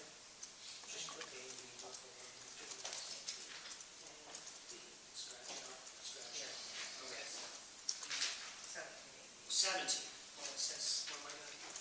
That's 16, that's the policy, these are the order sets. All right, so Judge, we're just going to submit 17A and B, which are the palliative ventilator withdrawal order sets.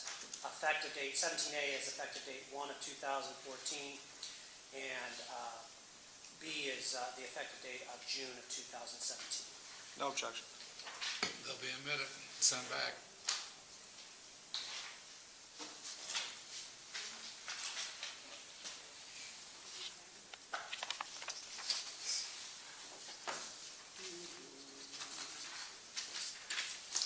All right. So moving on to 18A, B, C, D, E, F, G, H, I, J, K, L, M, N, O, P are the death certificates of the alleged victims, and they correspond, A, B, C correspond with how they're numbered in the indictment. And we also have the coroner reports attached. And we also have the coroner reports and the toxicology reports attached to They're O and P sets. O and P, yeah. No objections to any of that. Okay, they'll be admitted without objection. State's Exhibit 19 is the equal analgesic opioid conversion table.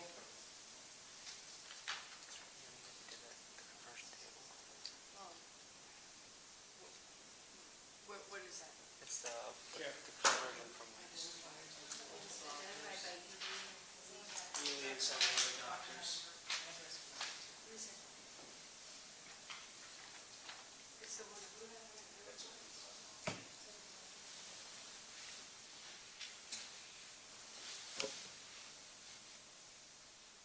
remember Eli showing that, but okay. Been a long time. Okay. Any objection?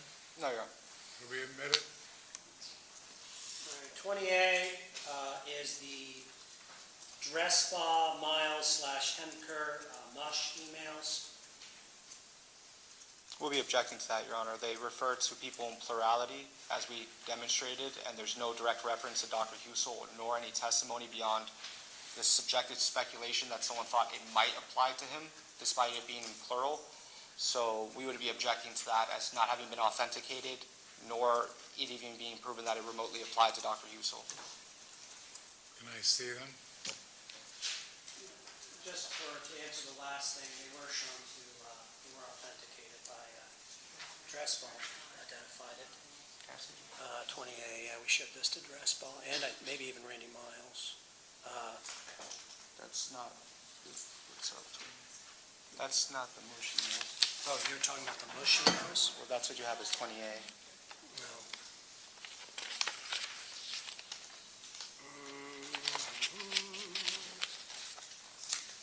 Oh, I'm sorry, that was 20D, as in David, and we did show that to witnesses, and they talked about it, authenticated that it was fair and accurate.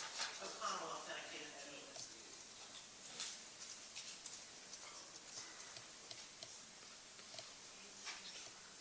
Schroyer authenticated D also.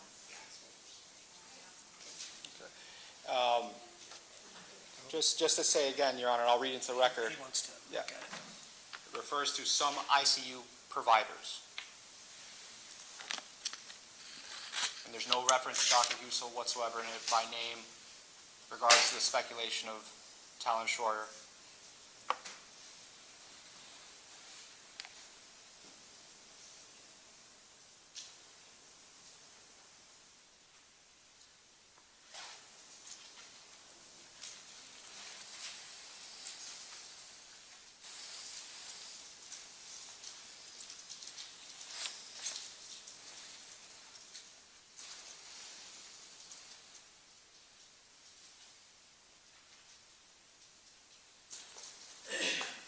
Is Muss the second of the two Trinity to testify?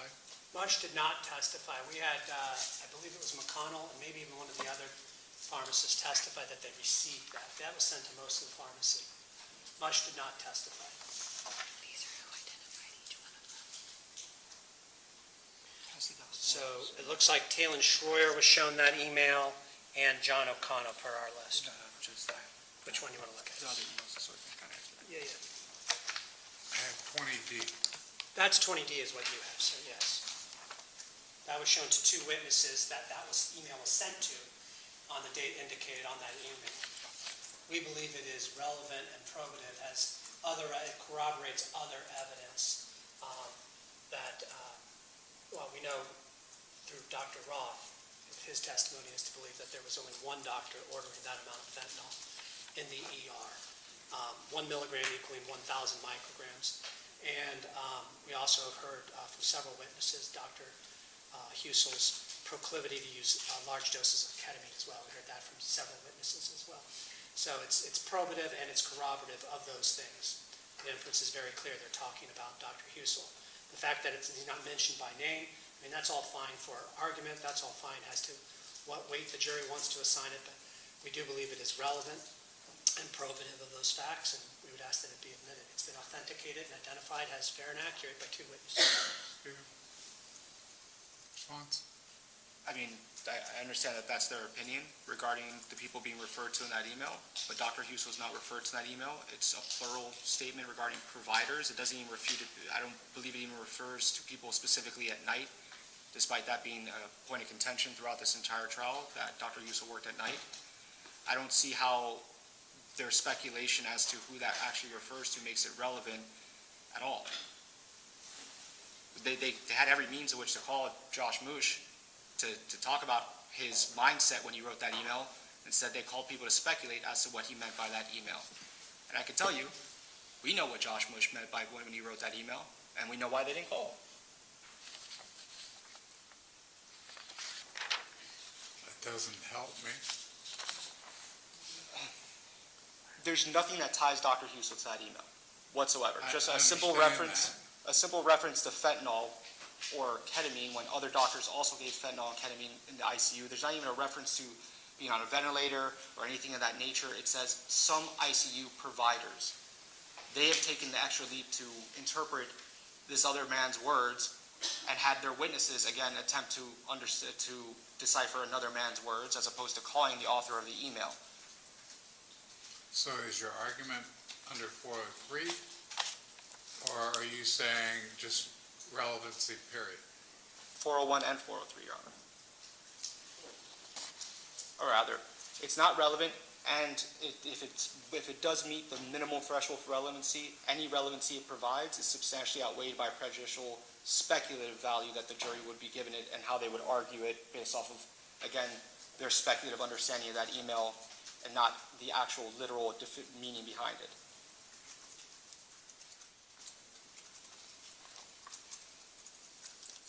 Okay, over your objection, I'm going to admit it.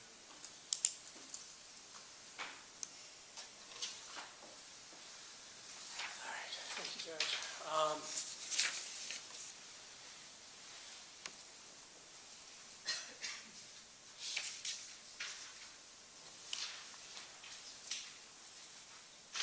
So then we've got 20, where's 28? Oh, hold on, we got the other emails. We got, Yeah, I have my here.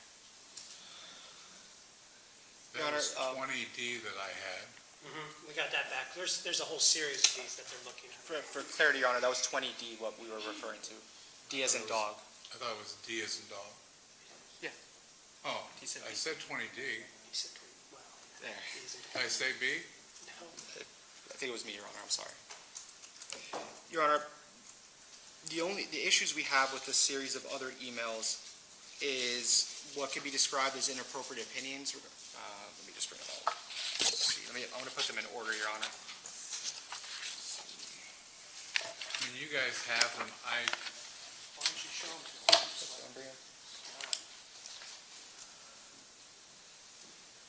are we going to deal with them one by one?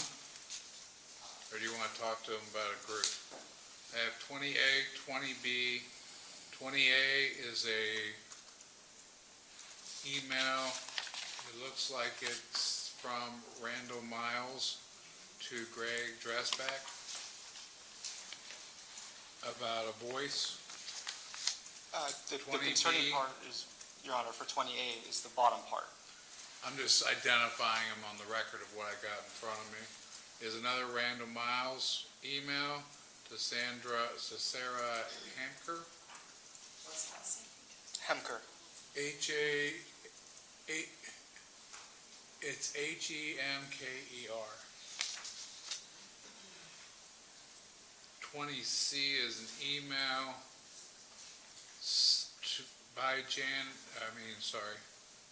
from Bo Cheng. There's a plethora of recipients. And it appears to be dated 12/21. E is an email from Randall Miles to Katie Varga and others on the CC. And it's dated November 21st. And then 20F is a November 19th email from Katie Varga to Larry Swanner.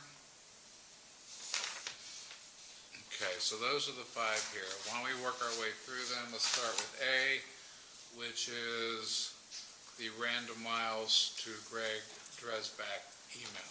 Your Honor, Mr. Miles' response to Mr. Dresbach is not what's objectionable to us. It's the bottom portion in which he's replying to, which includes Mr. Dresbach's what could be categorized as inappropriate expert opinions and subjective opinions regarding the medical treatment of these patients, Dr. Husel's practices, and speculation regarding whether the patients were in pain or not without having spoken to the nurses. It just goes beyond just being used as a measure as to what happened next. It includes inadmissible opinions, and that's where the issue lies. And that could be said for all the emails in reality.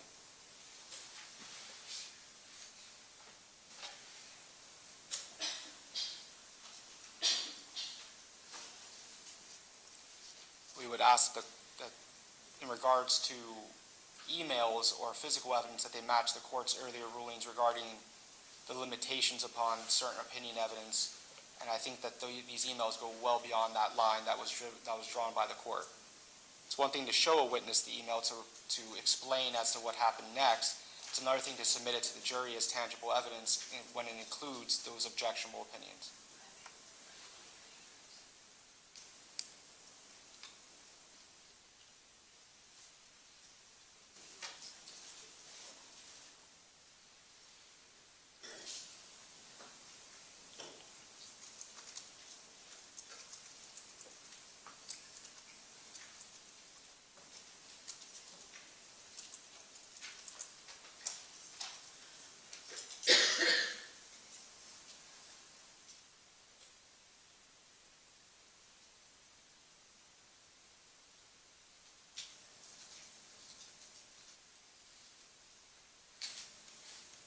Refresh my memory, was Dre's back called?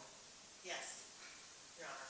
And was this brought out during his testimony? He identified State's Exhibit 20A and State's Exhibit 20B, Your Honor. Back did. It was brought out and it was shown to the jury. Correct. It was put on the overhead. Identified as a business record under 8036.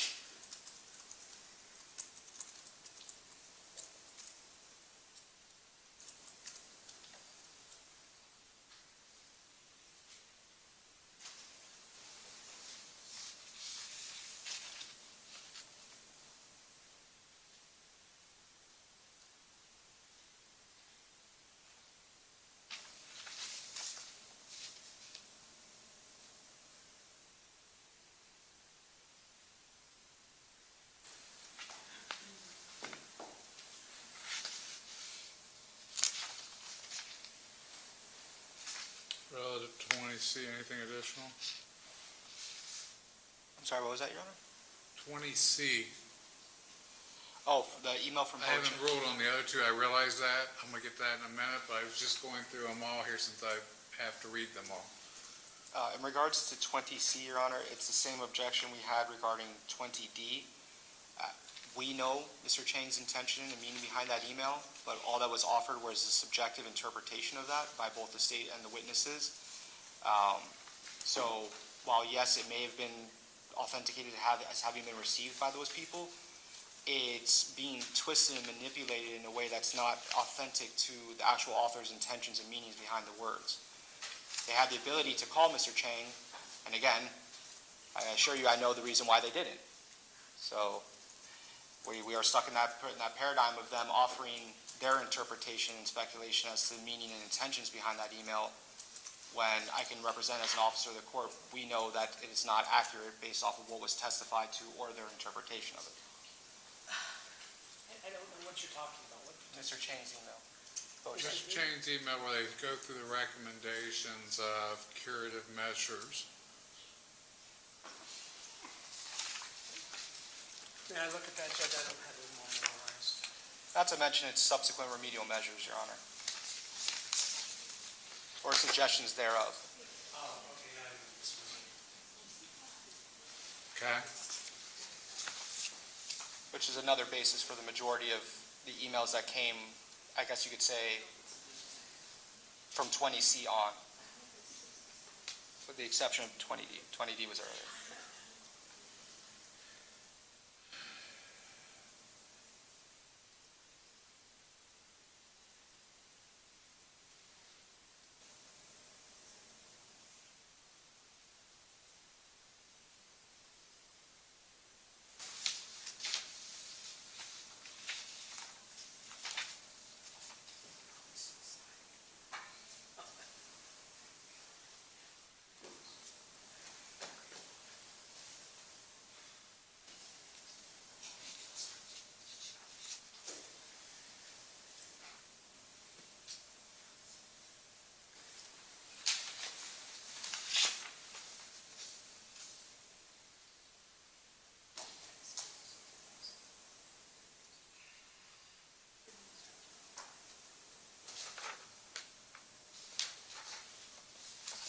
Anything else on E or F?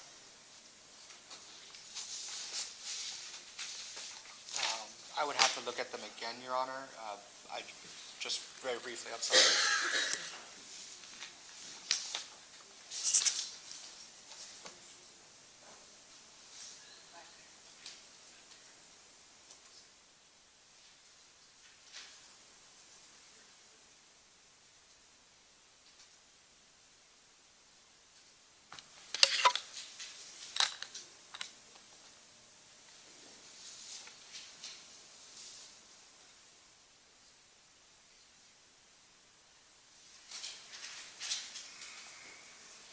As much as they include their earlier emails with inappropriate opinions that are not expert opinions and the people which have no basis in which to comment on palliative care and things of that nature, it's one thing for a pharmacist to question a dosage.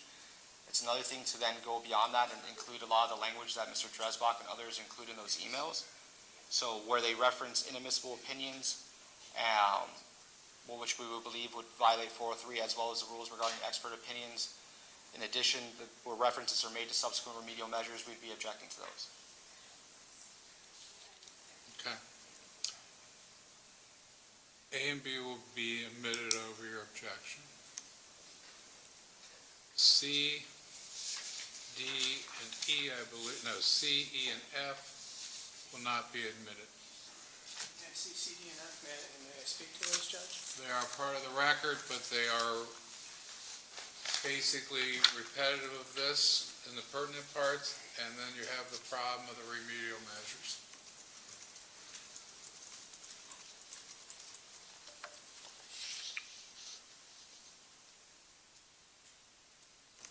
Well, Judge, we would just, if given an opportunity to speak on this, Go ahead. particularly in this case where the defense has argued and has indicated it will continue to argue the motive of the administration in this prosecution, saying that they manipulated the whole process, through the lighthouse, making him a villain, manipulated the prosecutors, manipulated everybody to basically drum up charges against Dr. Husel. This actually properly authenticated and identified under the rules of evidence as a business record and testified to and shown to the jury properly shows those motives as they were stated at the time that these things all came to light. So we believe they are very relevant. They are not cumulative.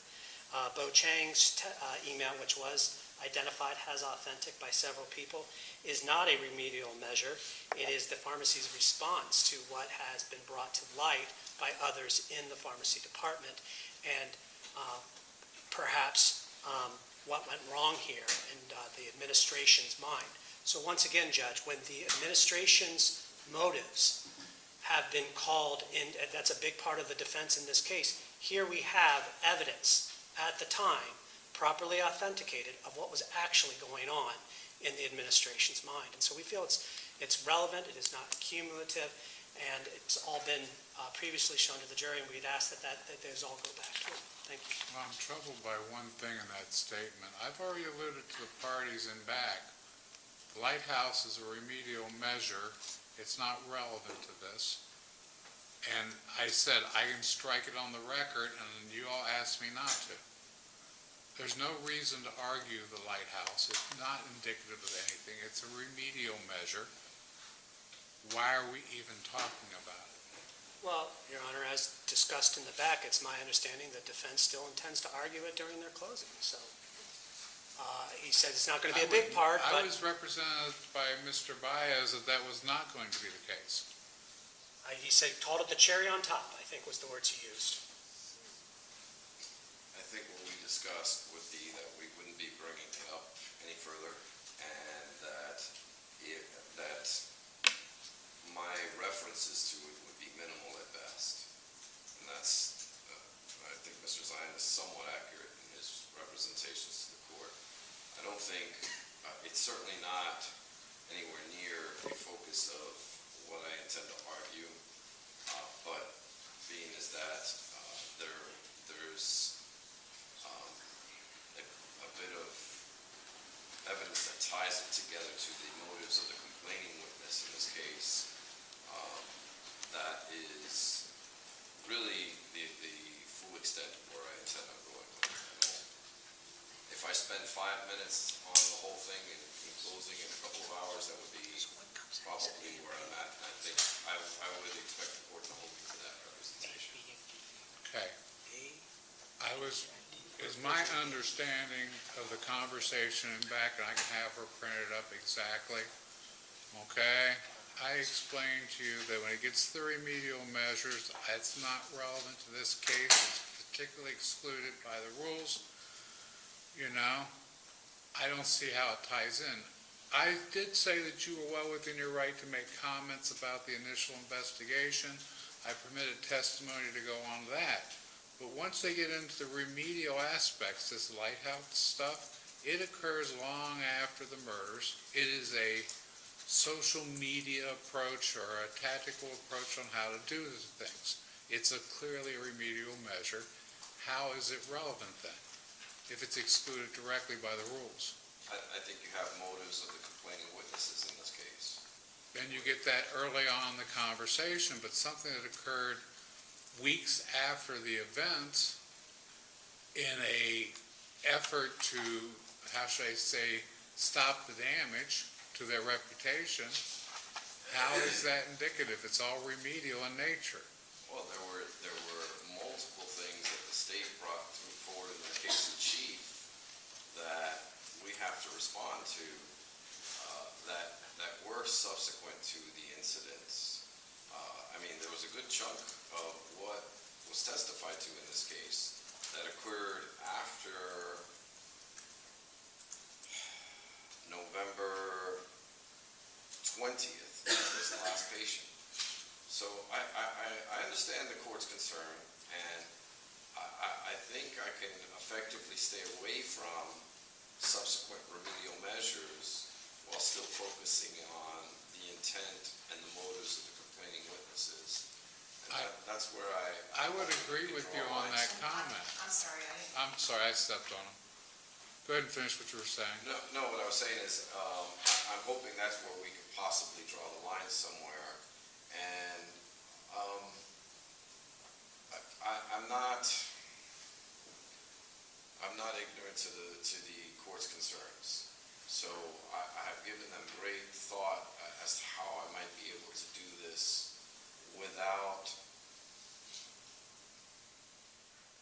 addressing the court's concerns and without overstepping our bounds. And I think the best way that I could possibly do that would represent to the court and that I will be sticking to the motives of the complaining witnesses and how they relate to that. And I don't expect the conversation to go past, or the discussions or arguments to go past. Well, I think you have a lot to talk about with the initial reporting. Those are things that were factually occurring in the development of the investigation. It's when we go beyond that that I have my problem. So I think you're well within fair comment to allude to they contacted, they had people there, etc. Okay, I think that's fair comment. But to say that this adopted or alleged adopted or non-adopted plan in the past, after that, that's a whole different ballgame. And you can work your way through that concept. I think I've been consistent here. So we're clear, when the court refers to, because there's numerous things that are going on before the indictment. And that's what I think that's my line. I agree. Okay, so long as we get up until the indictment portion, that's really, that'll be my line, and I won't go past that at all. Okay. I'm fine with that. Okay, well, Judge, all of these are, well, this is like how it's occurring. This is all that stuff he's going to comment on. This is the emails that the court, you said C's out, E's out, and F's out, is that right? correct. And those are all well before the indictment, Your Honor. That's from November 19th of 2018, November 21st of 2019, and then Mr. Chang's email is from December 21st of 2018. So that is how the initial investigation, that stuff you feel is fair game in this case, that Mr. Bias can comment on. This is evidence of all of that, business records that were made. Okay, I disagree with your analysis. Okay? I made my ruling, A and B and D come in, C, E, and F are not. They'll be made part of the record.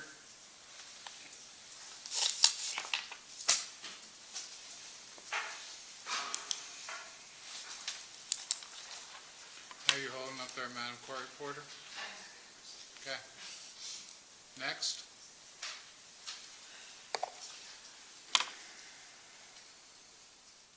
#21 is a packet which contains the Glasgow Coma Scale, the Richmond Agitation Scale, and the Critical Pain Scale. It's observation tool, both shown and identified by Dr. Eli and Dr. Schweizer.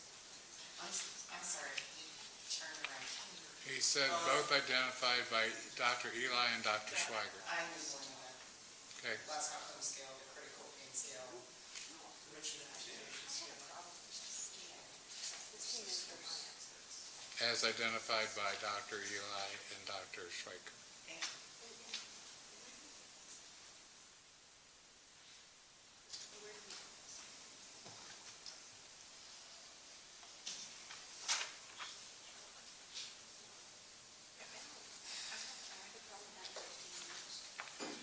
Yeah, I don't think it's been authenticated. I don't think there's a records person.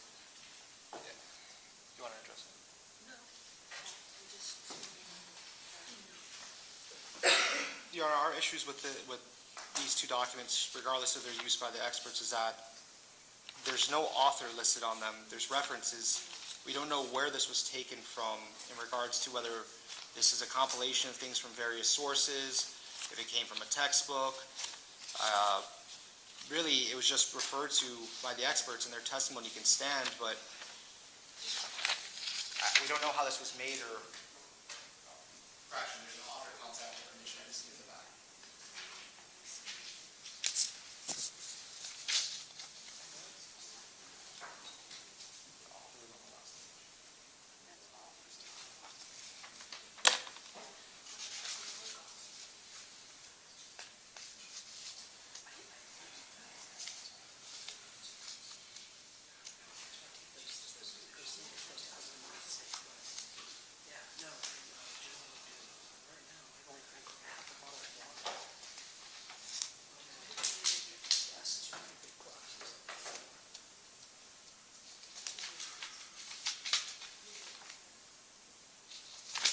sign?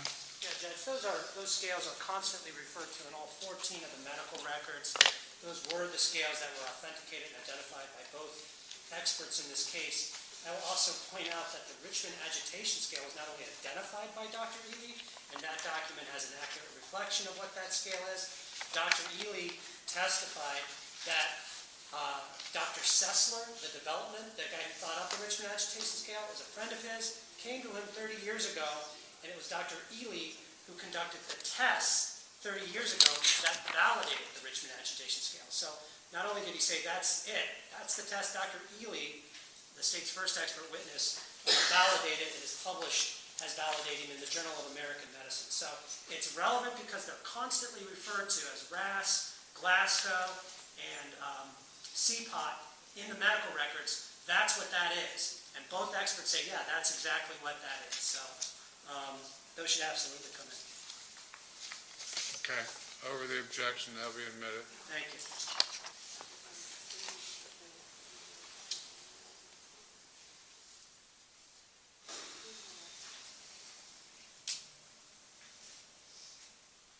So 22A, B, C, and D are the voice reports identified by Randy Miles and Katie Barger. There's no objections to any of the voice reports coming in. Okay, they'll be admitted. 23A, B, C, D, E, F, G, H, I, I'm sorry, start over again, please. 23 AB. C, D, E, F, G, H, I are the Pyxis override procedures. Different versions starting in 2010 and ending in 2019. Is that the policy or? Override procedures, yeah, the procedures. That's why, is it the policy or is it the actual Oh, logs or? We only identified, I'm sorry, we're only, that's just a number. They are on the columns all right where it says identified by. Oh, so we're only going to ask for admission of B, C, and D, which are the procedures here. We're gonna-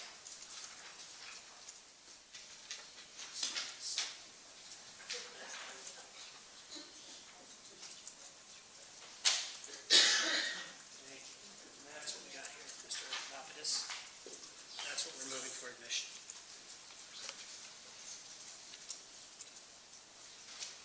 So for the record, I named all of them, but the only ones that were used in court were B, C, and D, Judge.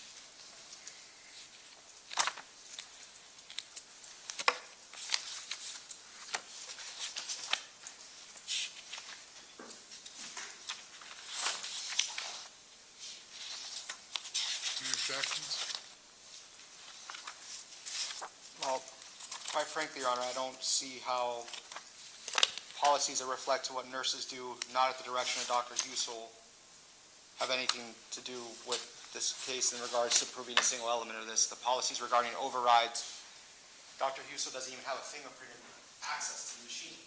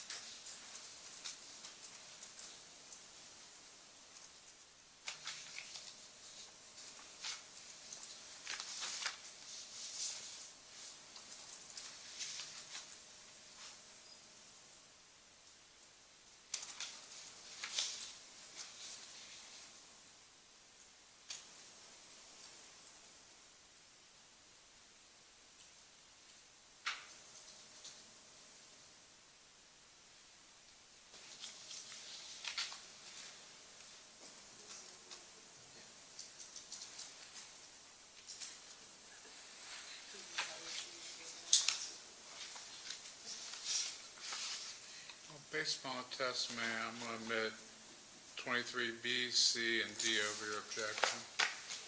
Thank you, Judge. There's no E, F, G, or H, I, right? No, those are other policy, but they are, because they change it all the time. Those are the ones we had used. Is Taylor's screen's on? It says, my note says Taylor's screen now, that they can see it. She's gotten up and left since. I think the camera's pointing at it. Yeah, her screen's not on. Oh, Oh, okay, then it's your screen. Oh, okay, there's nothing important on it. Okay. Thank you. It's a completely wide shot, Your Honor. I understand, you're good.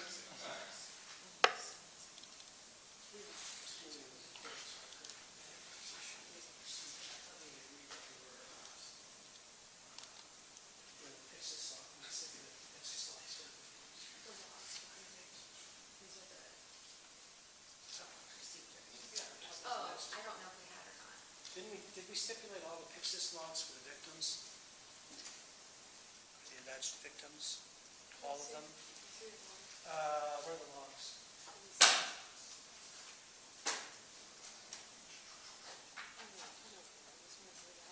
We did have one for Belisari too, but it was different. It starts with B. Yeah. 24. It's smaller than the other ones.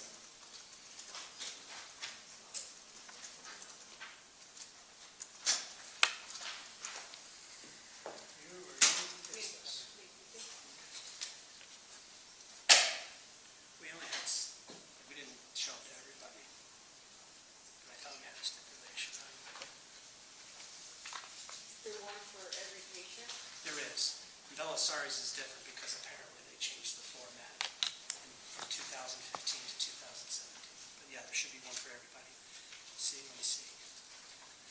1, 2, 3, 4, 5, 6, 7, 8, 9, 10, 11, 12, 13, 14. Yep. It should be A through N.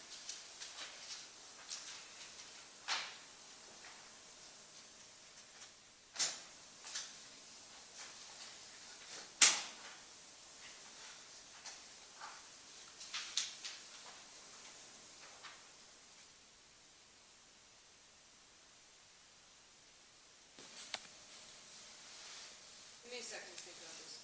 All right, well, we'll move on to State's Exhibit. Okay, well, let's hold on, let's take a break, I need 15 minutes, Okay. okay?